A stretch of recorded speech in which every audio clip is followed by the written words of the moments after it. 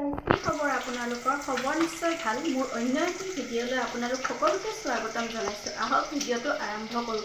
মই আজি আপোনালোকক দেখুৱাম বগা সৰিয়হ দি মাছৰ জোল। বগা সৰিয়হ দি মাছৰ জোলকণ বনাবলৈ মোক প্ৰয়োজন হ'ব ইয়াত মই জিৰা, জালুক, আদা, নহৰু, বগা সৰিয়হ, শুকান জলকীয়া, দুটামান ইলাচি, লং এনেকৈ মই মিক্সিত বটি লৈছোঁ। 4টামান শুকান জলকীয়া, 2 খিলামান তেজপাত, অলপ পিঁয়াজ কাটি লৈছোঁ, এইখিনি নৰসিংহ পাত, এইখিনি মই এনেকৈ ৰেডি কৰি লৈছোঁ। মাছখিনি এনেকৈ মই অকণমান ফ্ৰাই কৰি লৈছোঁ। মাছখিনি ফ্ৰাই কৰি লোৱা হৈ গ'ল। বেলেগ তেল ব্যৱহাৰ কৰা নাই, মাছ ফ্ৰাই কৰা তেলখিনিতে বনাম। এইখিনি তেলত বনালে খাবলৈ সোৱাদ হয়। মোৰ তেলখিনি গৰম হৈয়ে আছে। ইয়াতে মই এতিয়া পিঁয়াজখিনি দি দিম।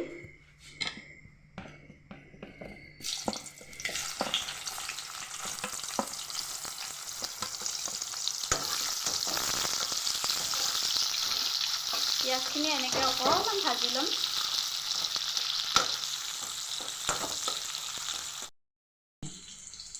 মোৰ পিঁয়াজখিনি অকণমান ভাজি লোৱাৰ পিছত মই শুকান জলকীয়া 2টা দি দিম আৰু তেজপাতখিনি দি দিলোঁ।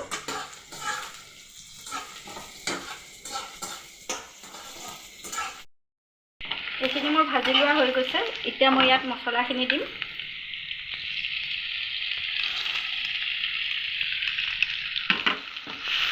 মছলাখিনি দিয়াৰ পিছত মই এনেকৈ অকণমান ভাজি ল'ম।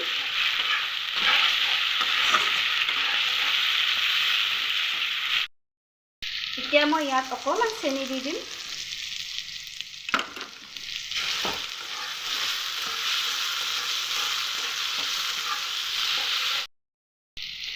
মোৰ মছলাখিনি ভজা হৈ গ'ল।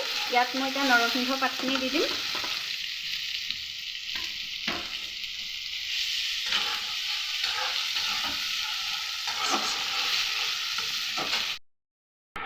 মোৰ ভজা হৈ গৈছে। ইয়াত মই এতিয়া অকণমান নিমখ হালধি দি দিম।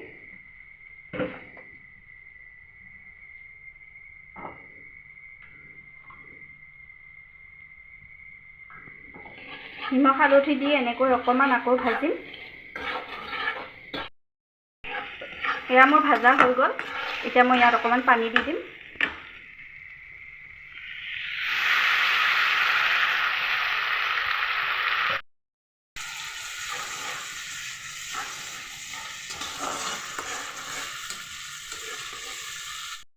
এখন উতল অহাৰ পিছত মই ইয়াত মাছ দি দিম।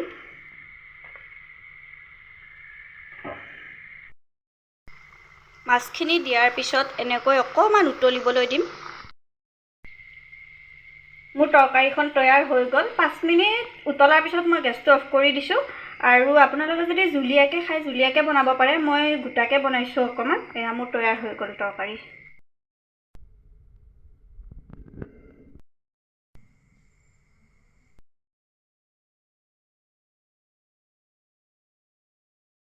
আজিলৈ ভিডিঅ'টো ইমানতে সমাপ্ত কৰিলোঁ।